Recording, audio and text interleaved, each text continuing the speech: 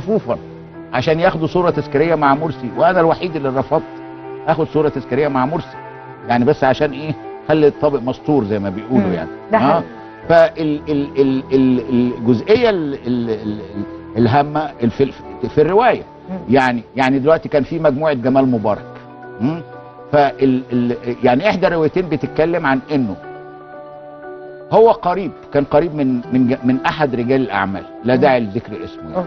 وكان بيصدر من خلال هذا من رجل اعمال مجله اسمها فاروس فراعنه وشهريه، وانه كان قاعده ليليه سهره وكده، كان حاضرها واحد من جماعه جمال مبارك. فبدا يتكلم عن علاقات جمال مبارك برجال اعمال يهود في لندن وشراكات يعلمها، لانه لما شرب يعني عقدة لسانه اتفكت، فقد سيطرته على يعني خطر بقى خطر. هذا الشخص الدكتور من جماعة جمال مبارك نقل الكلام لجمال مبارك. دي رواية. الرواية الأخرى فيها جانب نسائي، إنه وزير قوي كان هو الأقوى، شك في علاقة عاطفية بينه وبين إحدى زوجاته، يعني الزوجة الثانية تحديدا، يعني مش عاوز أذكر أسماء. وإنه يعني دي روايتي.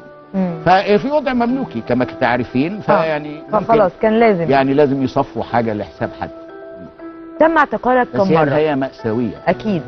أنا لا أذكر عدد المرات، بس أذكر أول مرة اعتقلت كان في 4 يوليو 1980. كنت لا أزال طالب. حضرتك لا تذكر معناتها ان العدد قد كده